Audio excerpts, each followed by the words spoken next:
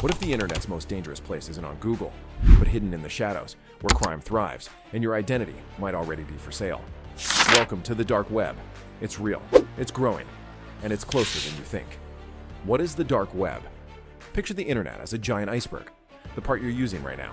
Google searches, Spotify playlists, endless cat videos. That's the tip.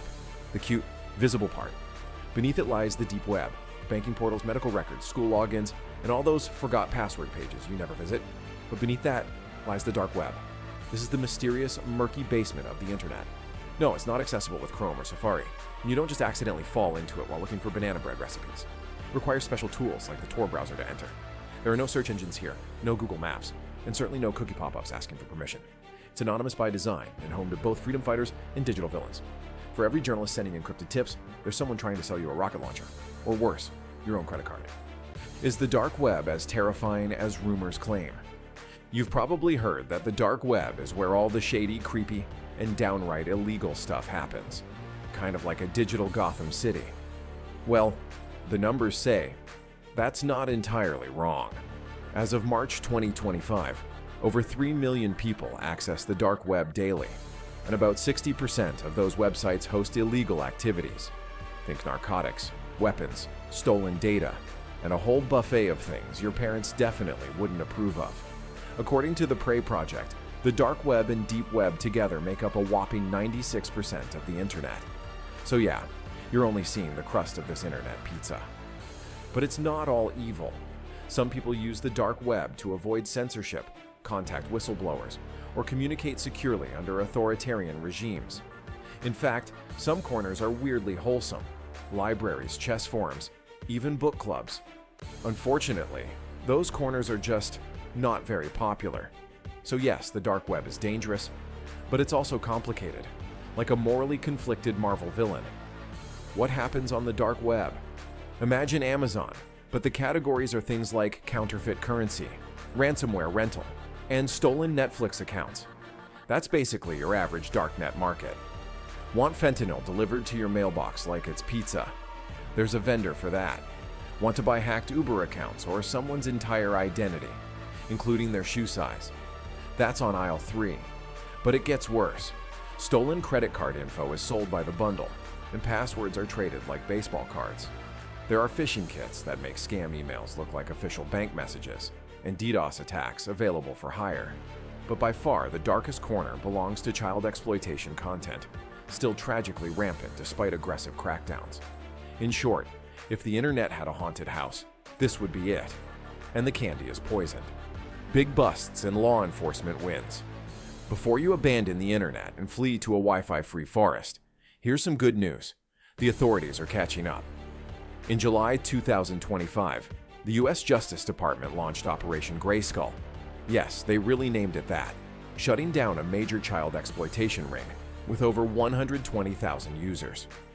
In June 2025, Europol and 6 other countries joined forces to dismantle Archetype Market, one of Europe's biggest drug markets, seizing over $290 million in cryptocurrency.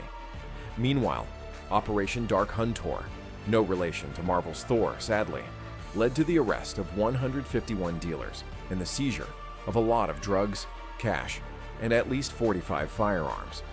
So yes, the dark web may be dark, but law enforcement has night vision, and they're getting better at using it.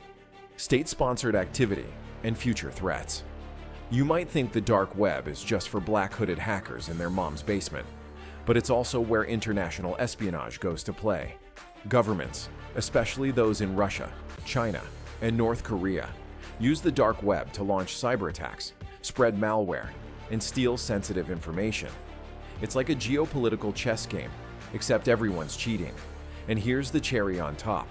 AI is now part of this nightmare. Criminals are using AI to write scam emails that sound convincingly human, or at least better than your boss automate identity theft, and even generate deepfake videos. Imagine being scammed by a video of yourself explaining how to send your bank details to a Nigerian prince. Welcome to 2025. Dark web, myth versus reality. Let's break some stereotypes. No, not every dark website sells illegal arms or hires hitmen. About 60% of content is illegal, But the remaining 40% includes forums for privacy rights, whistleblowing platforms like SecureDrop, and people sharing files of their poetry. Yes, that's real. And while many assume it's impossible to trace anyone, that's also false. Law enforcement has cracked plenty of cases by infiltrating forums, seizing servers, or just following sloppy cybercriminals who forgot to clear their browser history. And it's not just drugs anymore. Stolen data is the new Bitcoin. The dark web's black market is booming with credit card dumps, full identities, and even hacked Netflix accounts for people who are somehow too cheap for a $15 subscription. So yes, the dark web is scary, but it's also misunderstood and occasionally really dumb. Why it matters to you. You might be thinking, phew, I don't go on the dark web. I'm safe. Sorry, but not really. Your data could be on there right now, lounging in a dark forum, wearing sunglasses, and smoking a digital cigar. Nearly 80% of consumers have had their emails exposed in data breaches. Your email, password, and possibly your cat's name, if you use it for everything, could already be sold. Hackers use this data to launch phishing attacks, impersonate you, or just rack up a bunch of Uber Eats orders in your name. In fact, in just 1 year, nearly 1 billion emails were leaked. That means if you've ever signed up for an online quiz like, which Harry Potter character are you? Your data may already be traveling through the matrix. How do people end up on the dark web? People don't usually wander into the dark web the same way they accidentally click on a weird ad. Instead, their data ends up there because someone else messed up. Massive corporate data breaches spill usernames and passwords like popcorn on a movie floor. Scammers then use these credentials to log into other sites. Because let's be honest, we're all reusing the same password we made in 2012. Then come the phishing emails. Your cloud storage has been compromised. Click here to fix it. And suddenly, you're handing over your life to a dude named Cybersnake87. In some places, like India, entire fake call centers use dark web-sourced info to scam people over the phone. You think it's your bank. It's actually Ravi with a script and a burner phone. How to protect yourself in 2025 and beyond. Okay, now that you're mildly terrified, here's what you can do. First, use a password manager. Let it create those 32-character gobbledygook passwords you can never remember. Because that's kind of the point.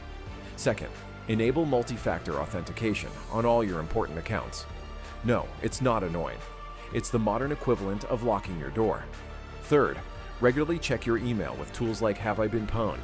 You'd be surprised how often your credentials pop up in places they shouldn't. For businesses, invest in dark web monitoring. Train employees to spot phishing attempts.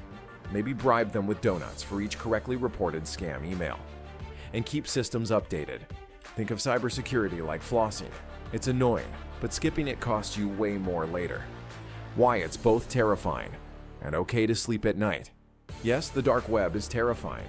It's a playground for criminals, hackers, and people selling some seriously disturbing stuff. But there's also a lot of progress. Law enforcement agencies are catching up. Cybersecurity firms are smarter. And regular people, you, are becoming more aware. That's how you win. The dark web is scary because it hides in plain sight. But that doesn't mean it's invincible. Like most bad guys, it falls apart when you shine a really bright flashlight on it and take away its Tor access. So, the dark web. Terrifying. Absolutely. Mysterious. Definitely. But now at least, it's not a mystery to you. If you learned something new today, or if you're now triple-checking your passwords, smash that like and make sure to subscribe. Until next time, stay curious, stay cautious, and keep your data off the dark web.